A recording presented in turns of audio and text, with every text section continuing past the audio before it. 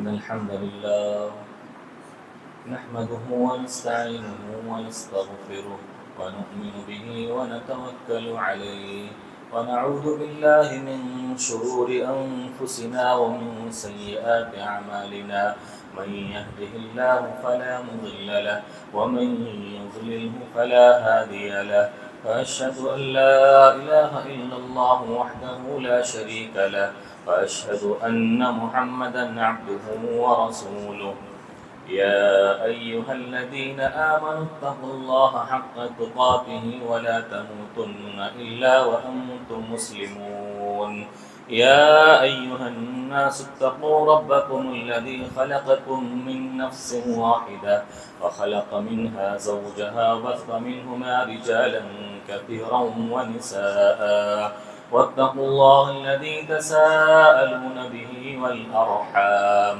إن الله كان عليكم رقيبا يا أيها الذين آمنوا اتقوا الله وقولوا قولا سديدا يصلح لكم أعمالكم ويغفر لكم ذنوبكم ومن يطع الله ورسوله فقد فاز فوزا عظيما أما بعد فإن خير الحديث كتاب الله وخير الهدي هدي محمد صلى الله عليه وسلم وشر الأمور محدثاتها وكل محدثة بدعة وكل بدعة ضلالة وكل ضلالة في النار أعوذ بالله السميع العليم من الشيطان الرجيم بسم الله الرحمن الرحيم واعبد ربك حتى يأتيك اليقين. معزز و محترم دینی و ایمانی بھائیوں، بزرگوں، دوستوں، پیارے بچوں، عزیز ماں اور بہنوں، آج کا جمعہ اس ماہ مبارک رمضان کا آخری جمعہ ہے۔ اس کے بعد اگلا جمعہ جو آئے گا وہ اس مہینے میں نہیں آئے گا۔ اس آخری جمعہ کو ہمارے سماج اور معاشرے میں الوداعی جمعہ، جمعۃ الوداع کے نام سے جانا اور جمعہ کی نماز کے بعد رمضان کے جانے کے غم میں اشعار پڑھنا، نظمیں پڑھنا، اجتماعی طور پر درود و سلام پڑھنا، یہ ہمارے سماج اور معاشرے کے اکثر لوگوں میں پایا جاتا ہے۔ تو سب سے پہلے میں یہ بات کلیئر کر دوں کہ اسلام کے اندر جمعۃ الوداع، الوداعی جمعہ کی کوئی اصطلاح اور کوئی حیثیت نہیں۔ اللہ کے نبی صلی اللہ علیہ وسلم کے زمانے میں رمضان کے سارے جمعہ ایک جیسے ہی ہوتے تھے۔ صحابہ کرام بھی، تابعین بھی، محدثین بھی سب رمضان کے تمام جمعہ کو ایک نظر سے دیکھتے تھے۔ رمضان کے کسی خاص جمعہ کو اور الوداعی جمعہ کو کوئی الگ مقام دیا گیا ہو کتاب و سنت کے اندر، اللہ کے رسول صلی اللہ علیہ وسلم کی زندگی کے اندر، ایسا کوئی بھی ثبوت ہمیں نہیں ملتا ہے۔ لہٰذا ہمارے وہ بھائی جو اس دن بڑے خاص اہتمام کے ساتھ اس کو گزارتے ہیں یا اس کا اہتمام کرتے ہیں، ان سے گزارش ہے کہ اللہ کے واسطے دین کو صحیح طور پر سمجھنے کی کوشش کریں۔ ویسے تو ہم محبت رسول کا دعویٰ کرتے ہیں کہ ہم اللہ کے رسول سے محبت کرنے والے ہیں، تو آپ سے سچی محبت کا تقاضا یہ ہے کہ اس جمعہ کو بھی ویسے گزارا جائے جس طرح سے اللہ کے نبی صلی اللہ علیہ وسلم نے گزارا ہے۔ اگر آپ کا معمول کوئی خاص اہتمام کا نہیں تھا، میں اور آپ رمضان کے جانے کے غم اور ماتم میں لاکھ اللہ کو راضی کرنے کے لیے اعمال کریں، وہ عمل اللہ کے یہاں قبول نہیں ہو سکتا، بلکہ اللہ کی ناراضگی اور اللہ کے غصے کا سبب بنے گا کہ ہم دین میں اس کام کو ڈال رہے ہیں، داخل کر رہے ہیں جس کو اللہ اور اس کے رسول نے کرنے کو نہیں کہا۔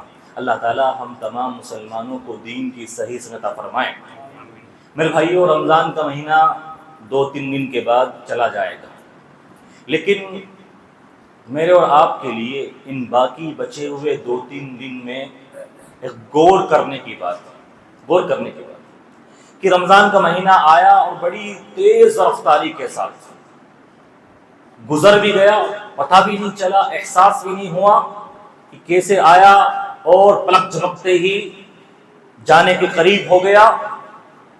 میرے بھائیو، جو کچھ ہوا۔ اللہ کے رسول صلی اللہ علیہ وسلم کا فرمان انما الاعمال بالخواتیم، آغاز اور شروعات امپورٹنٹ نہیں ہے۔ آپ کسی چیز کا آغاز اور اس کی شروعات کیسے کرتے ہیں یہ کمال کی بات نہیں ہے، کمال آپ کا اختتام، آپ اینڈ کس چیز پر کرتے ہیں۔ اعمال کا دار و مدار اختتام پر ہے، اینڈ کس اعتبار سے ہو رہا ہے۔ اگر شروعات میں پہلے دن دوسرے دن ہم نے عبادتوں کے اندر رغبت دکھائی، تڑپ اور جوش اور جذبہ دکھایا اور دیکھنے بھی آیا، پہلے دن تو اس قدر مسجد فل تھی کہ بڑی خوشی ہوئی کہ رمضان میں پورا مہینہ ایسا ہی ماحول دیکھنے کو ملے گا، لیکن ایک ایک کرتے دوسرے دن تیسرے دن 4-5 دن بعد بالکل وہی ماحول ہو گیا جو عام دنوں میں ہوتا ہے۔ تو میرے بھائیو، شروعات کیسی بھی ہو یہ امپورٹنٹ نہیں ہے، اختتام اور اینڈ کس بات پر ہو رہا ہے یہ امپورٹنٹ ہے۔ اگر کہتے ہیں صبح کا بھولا بھٹکا اگر شام میں بھی گھر آ جائے تو اسے بھولا بھٹکا نہیں کہتے۔ یہ چند دن بچے ہیں اور اللہ کے نبی صلی اللہ علیہ وسلم نے بھی ارشاد فرمایا، کوئی شروعات میں کتنا بھی اچھا عمل کر رہا ہو اس پر تعجب کرنے کی ضرورت نہیں ہے، اس پر خوش ہونے کی ضرورت نہیں ہے، بلکہ دیکھو کہ اختتام کن باتوں پر ہوا ہے، کن چیزوں پر ہوا ہے۔ اصل معاملہ اختتام اور اینڈنگ کا ہے۔ آدمی پوری زندگی نیک اعمال کرتے رہے اور مرنے سے کچھ دن پہلے گنہگار بن جائے، اللہ کا نافرمان بن جائے، تو وہ سمجھ لیجئے ساری کی ساری زندگی کا کرایہ وہ اختتام کے اعمال پر ڈیپینڈ ہوتا ہے۔ آخر میں وہ گنہگار بن گیا تو جہنم کے اندر اس کو ڈال دیا جائے گا۔ تو میرے بھائیوں، میرے اور آپ کے لیے غور کرنے کی بات ہے۔ اگر سستی ہو گئی، غفلت ہو گئی، کوئی بات نہیں ہے، 2-3 دن بچے ہیں، ان کی بھی قدر کر لیں۔ ہمارا رب بڑا ہماری عبادتوں کی قدر کرنے والا ہے، وہ بہت تھوڑے پر خوش ہونے والا ہے۔ اللہ شاکر ہے، قدردان ہے، وہ اپنے بندے کی دعا عبادتوں کا منتظر ہے، توبے کا منتظر ہے کہ میرا بندہ توبہ کر لے اور میں اس کو معاف کر لوں۔ میرے بھائیوں، رمضان جا رہا ہے، 2-3 دن بچے ہیں، یہ مہمان نہیں ہے، رمضان مہمان نہیں، رمضان تو اگلے سال آئے گا، وہ تو قیامت کی صبح تک آئے گا، رمضان تو ہر سال آئے گا، مہمان ہم ہیں میرے بھائیوں۔ اگلا رمضان مجھے اور آپ کو نصیب ہو نہ ہو کسے پتا ہے، مہمان ہم ہیں۔ 2-3 دن کے روزے بچے ہیں، 2-3 دن بچے ہیں، ان کی قدر کر کے ہم اپنے پورے رمضان کو بھی اچھا بنا سکتے ہیں اگر اللہ کے واقعی حقیقی معنوں میں بندے اور مومن بن جائیں۔ اللہ تعالی ہمیں ان 2-3 دنوں کی قدر کرنے والا بنائیں، آمین۔ میرے بھائیوں، رمضان کا مہینہ جا رہا ہے، اب مجھے اور آپ کو یہ محاسبہ کرنے کی دعوت دے کے جا رہا ہے۔ ہم اپنے آپ میں جھانکے، اپنے گریبان میں غور کریں کہ جتنے دن رمضان کے دن ہم نے گزارے اللہ کی بندگی کرتے ہوئے، کیا یہ بندگی ہماری صرف عید تک ہے یا عید کے بعد بھی چلنے والی ہے؟ رمضان یہ اسکول کی حیثیت رکھتا ہے، یہ انسٹیٹیوشن کی حیثیت رکھتا ہے، یہ ایک مدرسے کی حیثیت رکھتا ہے جو اس مہینے میں ہمیں عبادت کی ٹریننگ کروانے کے لیے آیا تھا کہ باقی سال کے 11 مہینے بھی اللہ کی عبادت میں گزار لو، تمہاری پوری زندگی رمضان جیسی خوشحال بن جائے گی، تمہاری پوری زندگی رمضان جیسی برکتوں والی بن جائے گی۔ مجھے اور آپ کو محاسبہ کرنا ہے کہ یہ رمضان جا رہا ہے، کیا اس مہینے کا مقصد اور سب سے بڑا مقصد جو اللہ تعالیٰ نے روزے کی فرضیت کا بیان فرمایا، لعلکم تتقون، کہ اللہ کا ڈر تمہارے اندر پیدا ہو جائے، تمہارے دلوں میں پیدا ہو جائے، گناہوں سے نفرت اور گھن تمہیں آنے لگے، عبادتوں کا شوق اور لگن پیدا ہو جائے، یہ رمضان کا مقصد میں نے اور آپ نے حاصل کیا یا نہیں کیا؟ ہر آدمی محاسبہ کرے۔ کیا رمضان سے پہلے اس کی زندگی میں وہ جھوٹ بولا کرتا تھا؟ کیا عید کے آنے کے بعد بھی وہ جھوٹ بولنے پر آمادہ ہوگا؟ کیا اس کا دل اسے اندر سے اب اس کا ضمیر جھنجھوڑ رہا ہے؟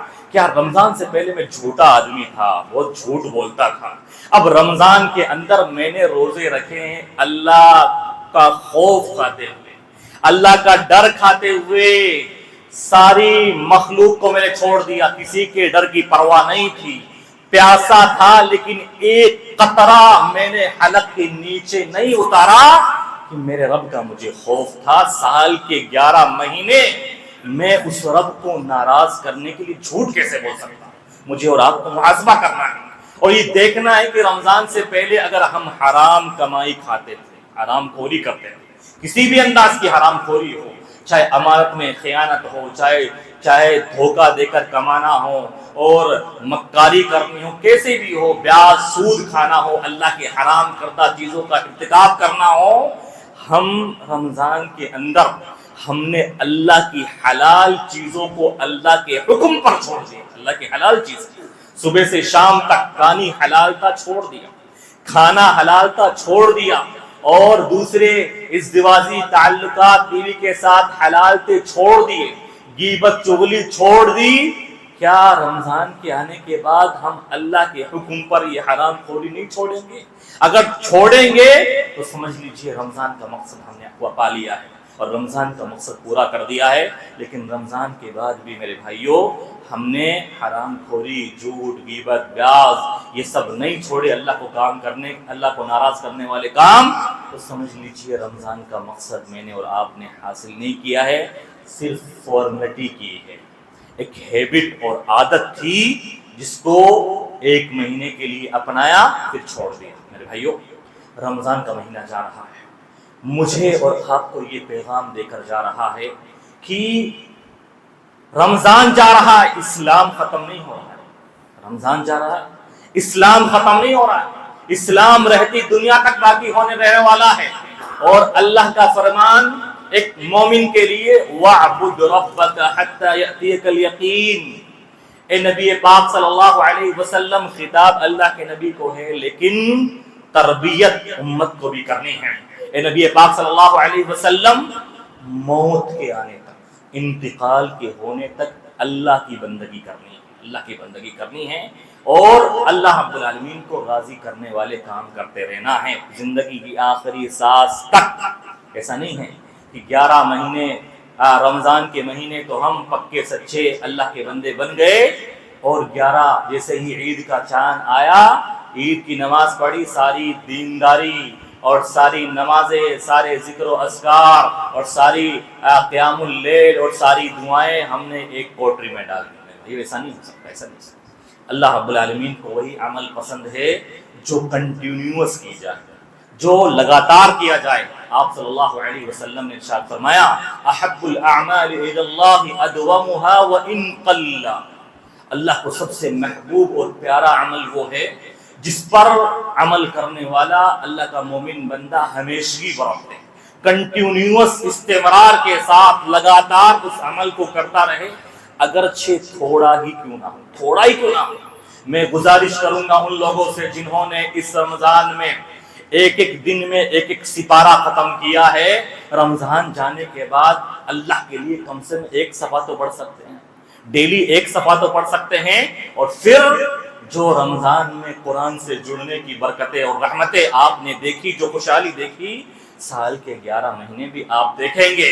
آپ رمضان کے اندر آپ نے 1 گھنٹہ تراویح پڑھی، 1 گھنٹہ، کیا اللہ کے لیے، کیا اللہ کے لیے رمضان جانے کے بعد آپ 5 وقت کی نمازیں جس میں 1 گھنٹہ بھی نہیں لگتا، 1 گھنٹہ بھی نہیں لگتا، اگر نمازوں کا وقت جوڑا جائے تو 1 گھنٹہ بھی نہیں لگا، صرف 1 تراویح کی نماز میں آپ نے گھنٹہ لگایا، اور عید کے بعد آپ اس مسجد سے دور ہو گئے، اس مسجد سے دور ہو گئے، صرف آپ دکھاوے کے لیے نمازی بنے تھے کہ لوگ کیا کہیں گے کہ میں رمضان کے اندر بھی نماز نہیں پڑھتا، روزے نہیں رکھتا، صرف دکھاوے کے لیے آئے تھے، میرے بھائیوں محاسبہ کرنے کی ضرورت ہے۔ اکثر ہوتا ہے ہمارے نوجوان خاص طور پر عید کی نماز پڑھی اور ساری دینداری چہرے سے غائب، اور سارا اخلاق، سارا بیہیویئر اور سارا اسلامی ایٹیٹیوڈ غائب، اور وہی پتہ ہی نہیں چلا کہ یہ مسلمان تھا جس نے روزے رمضان کے روزے رکھے ہوں گے۔ اور غیر بھی پھر اس بات کا احساس کریں گے اور ہمارے اوپر طنز کسیں گے۔ ان کا طنز کرنا سے ابھی راتوں رات 3 بجے 4 بجے مسلمان دوڑ رہا ہے، بھاگ رہا ہے، جاگ رہا ہے اور دوسروں کی نیندیں خراب کر رہا ہے۔ کیا کہیں گے؟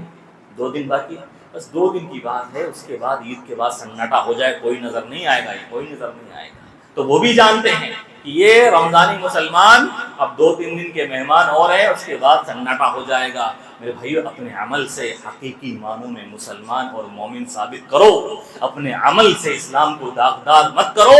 وَاعْبُدْ رَبَّكَ حَتَّى يَأْتِيَكَ الْيَقِينُ، آخری سانس تک اللہ کی بندگی کرنی ہے، اور اللہ کی بندگی ہی میری اور آپ کی زندگی کا مقصد اور سب سے بڑا کمال اور کارنامہ ہے۔ میرے بھائیو، رمضان جا رہا ہے، مجھے اور آپ کو محاسبہ کرنے کی دعوت دے کر جا رہا ہے۔ محاسبہ کریں اور یہ پتہ لگانے کی کوشش کریں کہ میری زندگی میں میرے اور آپ کا سب سے بڑا دوست، سب سے بڑا یار، دیکھو دوست سے جو ہمارا حقیقی دوست ہوتا ہے، حقیقی یار، اس کو کہتے ہیں جگری دوست، اس کے بارے میں ہمارا کیا خیال ہوتا ہے کہ یہ ہمارے دکھ میں بھی ہمارا ساتھ دے گا، ہماری خوشی میں بھی ہمارا ساتھ دے گا، ہماری پریشانی میں ہاتھ بٹائے گا، وہ ہمارے لیے سب کچھ کرنے کے لیے تیار ہو جائے گا۔ ہوتا ہے نا، یہ ہوتا ہے، یہی خیال ہوتا ہے جگری دوست کے بارے میں۔ اسلام کہتا ہے کہ انسان کا سب سے جگری دوست اور یار جو اس کے دنیا میں بھی کام آنے والا ہے اور مرنے کے بعد بھی کام آنے والا ہے، اس کا نیک عمل ہے، اس کا نیک عمل۔ ساری دوستیاں یہاں پر سب دھری کی دھری رہ جائیں گی، سب تعلقات ختم ہو جائیں گے مرنے کے بعد۔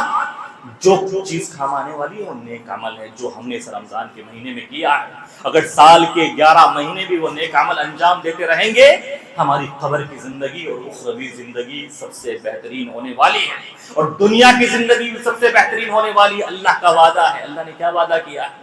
سب سے بہترین دوست اور یار کس کو قرار دیا ہے؟ انسان کا۔ فرمایا، کہا کہ من عمل صالحا من ذکر او انثى فلنحینہ حیاتا طیبہ۔ ایمان لانے کے بعد انسان نے اگر اپنا ساتھی نیک عمل کو بنایا تو ہم اس کی زندگی کو خوشحال بنا دیں گے، بہت ہی بہترین اور مزے والی اور لذت والی زندگی عطا کریں گے۔ اور میرے بھائیوں، مرنے کے بعد بھی ہماری اولاد، ہمارے رشتہ دار سب پلہ جھاڑ دیں گے، سب الگ ہو جائیں گے، اولاد الگ ہو جائے گی، رشتہ دار، گھر والے، خاندان والے سب اس وقت تک یاد رکھیں گے، سب بھول جائیں گے۔ قبر کے اندر ہمارے کام آنے والی چیز ہے وہ ہمارا نیک عمل ہے، اور مرنے کے بعد بھی لوگ ہمیں اس وجہ سے یاد کریں گے۔ میرے بھائیوں، ہم کیا چاہتے ہیں؟ ہر آدمی کی خواہش ہوتی ہے کہ لوگ اس سے محبت کریں، وہ لوگوں کا محبوب اور پیارا بن جائے۔ لوگوں کا محبوب اور پیارا انسان دولت سے نہیں بن سکتا، کسی اور چیز سے نہیں بن سکتا، شان و شوکت سے نہیں بن سکتا، خاندان اور قبیلے کے معیار سے نہیں بن سکتا، کسی اور چیز سے نہیں بن سکتا۔ اللہ نے لوگوں کا محبوب بننے کا جو طریقہ بتایا ہے وہ یہ ہے کہ تم نیک عمل کرو۔ اللہ نے کیا فرمایا کہ ان الذين آمنوا وعملوا الصالحات سيجعل لهم الرحمن ودا، کہ جو ایمان لانے کے بعد نیک عمل کرتے ہیں، اللہ کی بندگی کرتے ہیں، اللہ ان کی محبت لوگوں کے دل میں ڈالتا ہے، اللہ لوگوں کو ان سے محبت کرواتا ہے، وہ لوگوں کے لاڈلے اور پیارے بن جاتے ہیں۔ اور دیکھیے آپ، جو مسلمان پکا سچا مسلمان ہوتا ہے، غیر بھی اس سے محبت کرتا ہے، غیر بھی جو مسلمان نہیں ہے وہ اس کی عزت کرتا ہے، وہ اس کا احترام کرتا ہے۔ یہ احترام، یہ عزت غیر مسلم کے دل میں بھی ایک مومن بندے کی اس کے عمل کی وجہ سے اللہ ڈالتا ہے، اللہ ڈالتا ہے۔ میرے بھائیو، تو لوگوں کے یہاں محبوب بننے کا اور لوگوں کا دل جیتنے کا، صرف اللہ کے محبوب بن جاؤ، اللہ تمہیں لوگوں کا محبوب بنا دے گا. من کان للہ کان اللہ لہ، جو اللہ کا ہو جاتا ہے اللہ اس کا ہو جاتا ہے. ہم لوگ وطر کے اندر پورے 30 دن وطر کی نماز ہوئی ہے، اللہ سے دعا مانگتے ہیں، دعا مانگتے ہیں. وَتَوَلَّنِي فِي مَن تَوَلَّيْتِ، اے اللہ تو ہمارا کارساز ولی اور مددگار ہو جا، ہمارا محافظ ہو جا، اور ہمارا محافظ کارساز ولی اور بن کر ہمیں ان لوگوں کی لسٹ میں شامل کر دے جن کو اے اللہ تو نے اس دنیا میں تھام کے رکھا ہے، جن کا تو سہارا ہے، جن کا تو ولی اور دوست ہے. میرے بھائیو، اللہ جس کا سہارا بن جائے، اللہ جس کا ولی اور دوست بن جائے، کیا دنیا میں اس کو کوئی تکلیف پہنچا سکتا؟ کوئی تکلیف پہنچا سکتا؟ کوئی تکلیف نہیں آ سکتی. کیا دنیا میں اسے کوئی تکلیف آ سکتی ہے؟ نہیں، کوئی تکلیف نہیں آ سکتی. یہ میرے بھائیو دعائے قنوت کا پیغام ہے جو 30 دن ہم نے پڑھی ہے. وَتَوَلَّنِي فِي مَن تَوَلَّيْتِ، کہ اللہ ہمارا سال کے بچوں کو بھی یہ روزہ رکھوایا ہے ان کی دلچسپی پر. اس روزے کا فائدہ دیکھیے آپ نے کیا فرمایا، الصیام جنۃ، روزہ ڈھال ہے. ڈھال، ڈھال کسے کہتے ہیں؟ دشمن جب حملہ کر رہا ہو تو فوجی دشمن کے حملے کو، اس کے تیر یا اس کی بندوق کے نشانے کو یا تلوار کے نشانے کو روکنے کے لیے ایک آلہ استعمال کرتا ہے لوہے کا، جس کو ڈھال بولتے ہیں، تاکہ دشمن کا وار نہ لگے، وار نہ لگے. میرے بھائیو، الصیام جنۃ، یہ رمضان کا روزہ یہ ڈھال ہے، تمہیں لوگوں کی تکلیفوں سے بچانے والا ہے. اللہ کے یہاں قبول ہو گیا تو تمہیں لوگوں کی تکلیفوں سے بچانے والا ہے. یہ روزہ ڈھال ہے، تمہیں جہنم کے عذاب سے بچانے والا ہے. یہ روزہ ڈھال ہے تو تمہیں شیطان سے بچانے والا ہے، شیطانی ہتھکڑوں سے بچانے والا ہے، لوگوں سے بچانے والا ہے، ساری مخلوقات سے بچانے والا ہے. تو یہ روزہ کیا ہے؟ اللہ کی بندگی ہے. اللہ کو نیک کرنے کے لیے، اس کو خوش کرنے کے لیے ہم نے کیا کیا نہیں چھوڑا ہے اس کے حکم پر. تو میرے بھائیو، ہمیں اور آپ کو یہ محاسبہ کرنے کی ضرورت ہے کہ انسان کا سب سے بڑا پیارا ساتھی اس کا نیک عمل ہے، جس کی وجہ سے انسان مرنے کے بعد بھی لوگوں کی زندگی، لوگوں کے ہاں زندہ رہتا ہے. اگرچہ مر جاتا ہے لیکن لوگ بھولتے نہیں ہیں. میرے بھائیو، اس تعلق سے میں ایک بات لوگوں کے سامنے عموماً بیان کرتا ہوں، کس طرح اللہ نیک عمل کی وجہ سے لوگوں کا ذکر خیر قیامت تک بعد میں آنے والے لوگوں کے درمیان باقی رکھتا ہے. بلال حبشی رضی اللہ عنہ، کالے کلیپے غلام، حبشہ کے غریب فقیر تلاش، مدینہ آئے، غلامی کی زندگی، کافروں کے غلام تھے، کچھ نہیں تھا، نہ مال نہ دولت. کبھی ابو بکر نے کھانا کھلا دیا، کبھی عمر نے کھانا کھلا دیا، کبھی اللہ کے رسول نے کھلا دیا. نہ پیسہ ہے، نہ شکل و صورت ہے، نہ حسن ہے، نہ جمال ہے، نہ خاندان ہے، کچھ بھی نہیں ہے، کچھ بھی نہیں ہے. لیکن کیا وجہ ہے کہ اللہ کے رسول صلی اللہ علیہ وسلم بلال سے کہتے ہیں، اے بلال، تمہارے چلنے کی آہٹ میں جنت میں محسوس کرتا ہوں، مجھے سنائی دیتی. کیا وجہ ہے میرے بھائیو؟ کیا عمل، کیا کمال کی وجہ سے ایسا؟ کیا خاندان کی وجہ سے ہے؟ کیا خوبصورت کالے کلوٹے تھے، وہ غلام تھے، نوکری خادم تھے اور دھتکارے ہوئے تھے، اسلام قبول کیا اور نیک اعمال کو اپنی زندگی کا سبب بنایا، مقصد بنایا. اور دیکھیے اللہ نے کیا عزت عطا کی کہ اے بلال کیا کرتے ہو کہ تم ابھی جنت میں گئے نہیں، لیکن جنت میں تمہارے قدموں کی آہٹ مجھے سنائی دیتی ہے، اور تمہاری قدموں کی آہٹ کو، چلنے کی آواز کو میں جانتا ہوں کہ تمہاری آواز ہے. کیا معاملہ میرے بھائیو؟ بلال رضی اللہ عنہ کو کون نہیں جانتا؟ جو مسلمان بچہ اسلامی تعلیمات کو جانتا ہے، یا جو بھی مسلمان یہ خطبے اور تقریریں سنتا ہے، وہ بلال حبشی کے نام کو جانتا ہے. کیا وجہ تھی کہ ان کو یہ رتبہ مل گیا کہ پورا مدینہ ان سے آرزو کر رہا ہے، ان سے ریکویسٹ کر رہا ہے، بلال، اللہ کے نبی صلی اللہ علیہ وسلم کے دنیا سے جانے کے بعد آپ نے مدینہ کو چھوڑ دیا ہے. عمر فاروق کے زمانے میں آئے، واپس مدینہ آئے. عمر فاروق نے کہا، اے بلال، کیوں مدینہ چھوڑ کر جاتے ہو؟ آپ اللہ کے رسول کے دوست، آپ کے ساتھی اور مؤذن رسول ہو، آپ نے سب سے پہلے اذان دی ہے. اے بلال، مدینہ میں رہ جاؤ، مدینہ چھوڑ کے مت جاؤ. بلال نے کہا، اللہ کے رسول صلی اللہ علیہ وسلم کی مجھے یاد ستاتی ہے، میں اللہ کے رسول کو یاد کرنے لگتا ہوں اور اپنے جذبات پر کنٹرول نہیں رکھ پاتا. میں مدینہ میں نہیں رہ سکتا۔ عمر فاروق نے کہا اچھا کوئی بات نہیں، آپ جانا چاہتے ہو چلے جاؤ، ایک بار مسجد نبوی میں اذان دے کر چلے جاؤ، جو اذان جیسے کہ آپ اللہ کے نبی صلی اللہ علیہ وسلم کے زمانے میں دیا کرتے تھے۔ بلال حبشی لوگوں کے اصرار پر اور بار بار کہنے پر راضی ہو گئے، کھڑے ہوئے مسجد نبوی کے اس پر اذان دینے کے لیے، اور جیسے ہی وہ کلمتین شہادتین کی گواہی دیتے ہیں، اللہ کی قسم جو لوگ موجود تھے سب روتے ہیں جب جیسے جیسے اللہ کی توحید کے کلمات گنگنائے جاتے ہیں، اللہ کے رسول صلی اللہ علیہ وسلم کی شہادت پڑھی جاتی ہے، سب روتے ہیں۔ ان کو یہ مقام کیسے مل گیا میرے بھائیو؟ عمل سے ملا، عمل سے ہی زندگی بنتی ہے، جنت بھی جہنم بھی۔ عمل کے بغیر انسان کی کوئی حیثیت نہیں ہے، لوگوں کی نظر میں اگرچہ حیثیت ہو جائے لیکن اللہ کے ہاں عمل کے بغیر کسی کی حیثیت نہیں ہے، کسی کا وقار نہیں ہے۔ میرے بھائیو، یہ رمضان کا مہینہ جا رہا ہے، مجھے اور آپ کو پیغام دے کر جا رہا ہے کہ اس رمضان میں آپ لوگوں نے برداشت کیا، اپنے آپ پر صبر کیا، جھیلا تکلیفوں کو، مصیبتوں کو، ویسے ہی سال کے 11 مہینے بھی آپ کو برداشت کا مادہ پیدا کرنا ہے، کہ روزے کا سبب، روزے کے اندر دیکھیے آدمی 14 گھنٹے 15 گھنٹے صبر کرتا ہے، بھوکا پیاسا رہتا، معدہ خالی ہے، چڑچڑاپن زیادہ ہوتا ہے، غصہ جلدی آ جاتا ہے اور ٹیمپر جلدی ہائی ہوتا ہے، لیکن پھر بھی تعلیم کیا ہے کہ اگر تم سے کوئی لڑے جھگڑے تو بھی اس سے کہہ دو میں روزے سے، اور جھگڑا نہیں کرنا، اختلاف نہیں کرنا۔ یہ رمضان کا پیغام ہے کہ اختلافات سے، لڑائی جھگڑے سے ہمیشہ دور رہنا ہے، اپنے آپ پر کنٹرول کرنا ہے، یہی آپ کی مردانگی ہے، یہی آپ کا کمال ہے۔ آپ اپنے غصے پر اور اپنی ذات پر کنٹرول نہ کر پائے، یہ رمضان سیلف کنٹرول سکھانے کے لیے آیا تھا۔ اگر آپ کا اپنے مزاج پر، اپنے نفس پر اور اپنے غصے پر کنٹرول نہیں ہے تو سمجھ لیجئے آپ نے رمضان کا اصل مقصد نہیں سمجھا ہے۔ بھائی جو آدمی، آپ کو دیکھو چل کر نہیں لڑنا ہے کسی سے، روزے کی حالت میں چل کر تو لڑنا ہی نہیں ہے۔ اگر کوئی آپ کو اکسا بھی رہا ہے، کوئی آپ کو گالی دے رہا ہے، آپ کے ساتھ بدتمیزی کر رہا ہے، لڑنے پر اکسا بھی رہا ہے، تو اس کو بھی آپ کو کیا بولنا ہے؟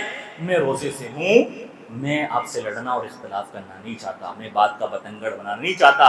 رمضان کا مہینہ میرے بھائیوں سیلف کنٹرول سکھانے کے لیے آیا تھا۔ ہر بچہ، ہر نوجوان، ہر مرد، ہر شوہر، ہر بیوی رمضان کے اس پیغام کو سمجھے اور اس کو اپنی زندگی میں نافذ کرنے والا بنائے۔ میرے بھائیوں بہت ساری چیزیں ہیں جو رمضان کے تعلق سے ہے۔ رمضان کے اختتام پر ایک عبادت جو ہم کرتے ہیں وہ ہے صدقہ فطر، اس کے تعلق سے چند باتیں بیان کرنا مناسب سمجھتا ہوں۔ صدقہ فطر جسے ہمارے ہاں فطرہ کہتے ہیں، عام غلطی لوگوں میں پائی جاتی ہے، پہلے دن سے فطرہ نکالنا شروع کر دیتے ہیں۔ ہماری مائیں اور بہنیں پہلے دن سے ہی فطرہ نکالنا شروع کر دیتی ہیں۔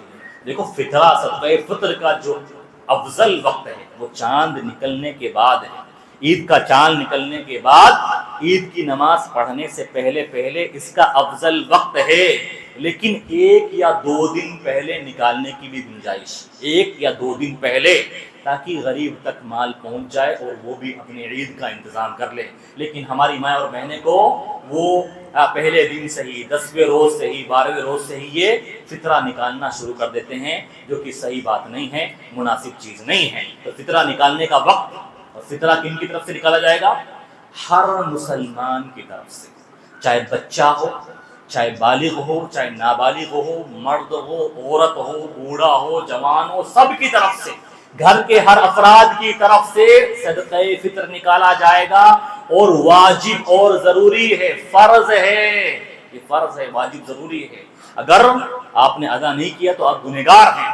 اللہ تعالیٰ نے کیوں فرض کیا ہے؟ کیوں فرض کیا ہے؟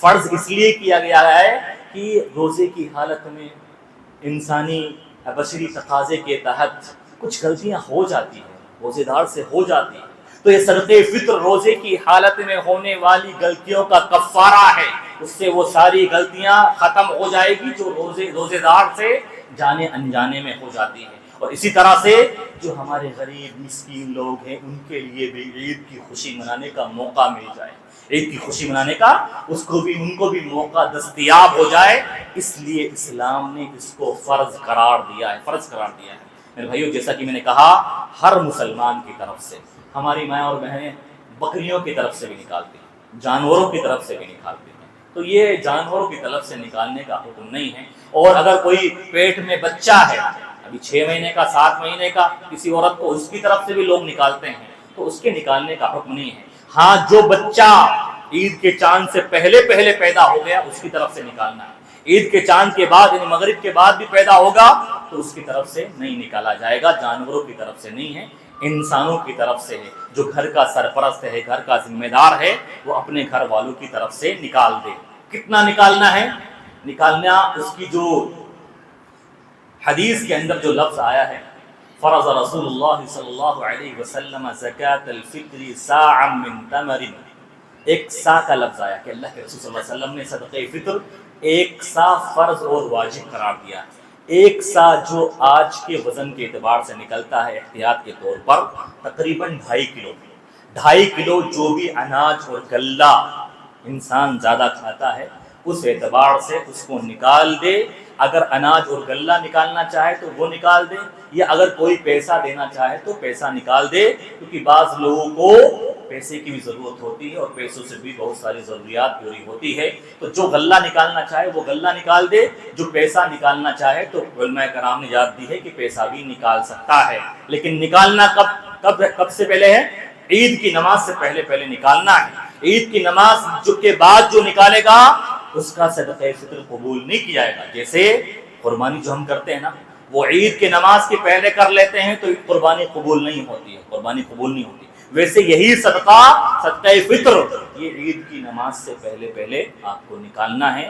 اب کسی نے سوال کر دیا شیخ صاحب جس نے روزے نہیں رکھے، جو مسلمان جس نے روزے نہیں رکھے، چاہے مجبوری میں چاہے بغیر مجبوری میں، تو بھی نکالنا ہے۔ کسی نوجوان نے اگر ہٹا کھٹا ہونے کے باوجود بھی روزے نہیں رکھا تو بھی نکالنا اس کی طرف سے، چھوڑنے والا نہیں ہے، پیچھا چھوڑنے والا نہیں ہے، بلکہ یہ اللہ کی طرف سے واجب ہے۔ اور گھر کے جو بوڑھے مریض لوگ ہیں جن کی طرف سے بچے بھی روزہ نہیں رکھتے تو ان کی طرف سے بھی نکالا جائے گا۔ یہ اللہ کے رسول صلی اللہ علیہ وسلم کا بتایا ہوا طریقہ ہے اور آپ کا فرمان ہے۔ میرے بھائیو، عید کی نماز بھی ہم لوگ ادا کرتے ہیں، تو عید کی نماز میں اچھا لباس پہن کر جائیں، جو اللہ نے نعمت دی ہے، اچھا لباس پہنیں، خوشبو لگائیں، اور اپنی ماں اور بہنوں کو بھی عیدگاہ میں لے کر جائیں۔ اپنی ماں اور بہنوں کو عیدگاہ سے نہ روکیں۔ اللہ کے رسول صلی اللہ علیہ وسلم حکم دیا کرتے تھے یہاں تک کہ ناپاک عورتوں کو بھی، کہ وہ بھی عیدگاہ جائیں اور امام کی دعاؤں میں شامل رہیں۔ اگر عورتوں کے ساتھ کوئی مسئلہ ہو تب بھی ان کو عیدگاہ لے کر جائیں، عید کی نماز پڑھوائیں، یہ اللہ کے رسول صلی اللہ علیہ وسلم کا حکم ہے۔ اور میرے بھائیوں، عید کا پیغام سمجھنے کی ضرورت ہے۔ یہ عید نفرتوں کو ختم کرنے کی دعوت ہے۔ نفرتیں ختم کر دو، اللہ کے بندے بھائی بھائی بن کر رہو، صلح کر لو، لڑائیاں ختم کر دو، زندگی ختم ہو جائے گی۔ 60 سال 70 سال کی ہے، اللہ کے پاس جاؤ، صاف ستھرا دل لے کر جاؤ۔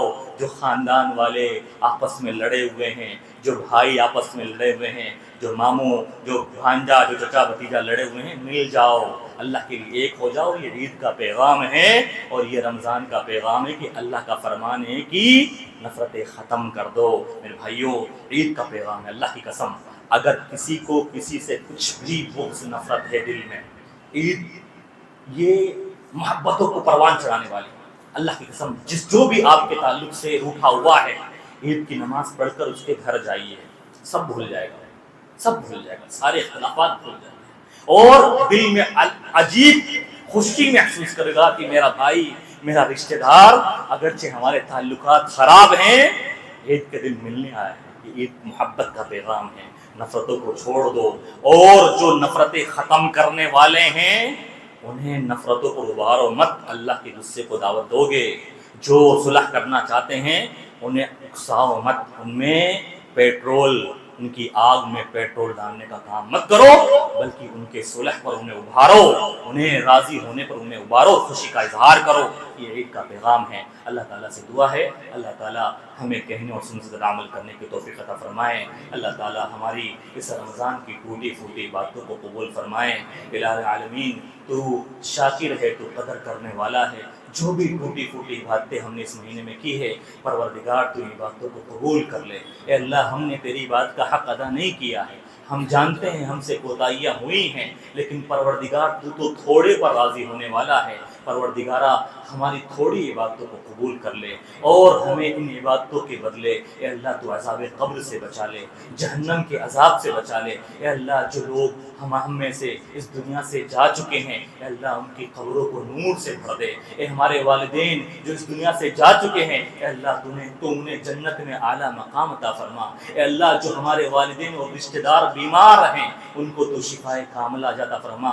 اے اللہ ہمارے جو بھائی مریض ہیں، پریشان ہیں، ٹینشن میں، غم میں ہیں اے اللہ ان کی ساری بیماریاں، ساری پریشانیاں، مشکلیں، غم اور تکلیف دور فرما دے۔ اے اللہ جن بہن بیٹیوں کے رشتے نہیں آ رہے ہیں، جو ماں باپ اپنی بہن اپنی بیٹیوں کے رشتوں کے تعلق سے پریشان ہیں اے اللہ تو رحیم ہے، تو اپنی رحمت سے ان کے رشتے کے دروازے کھول دے۔ اے اللہ جو ابھی بھی دین سے دور ہیں اور تجھ سے روٹے ہوئے ہیں اللہ انہیں پکا سچا مسلمان بنا دے۔ اے اللہ جو مقروض ہیں ان کے قرض کی ادائیگی کی سبیل پیدا کر دے۔ اے اللہ جو میاں بیوی آپس میں لڑ رہے ہیں اے اللہ ان میں آپس میں محبت پیدا کر دے، جو خاندان جو رشتہ دار لڑ رہے ہیں اے اللہ ان میں آپس میں محبت پیدا کر دے۔ اے اللہ تو دعاؤں کو سننے والا ہے اور تیرا ہی آسرا ہے، ہم صرف تجھ سے ہی دعا کرتے ہیں، تجھ سے ہی مانگتے ہیں، کیونکہ دعاؤں کا قبول کرنے والا تو ہی ہے، تیرے علاوہ کوئی نہیں ہے۔ اے اللہ ہماری ان ٹوٹی پھوٹی باتوں کو قبول کر لے،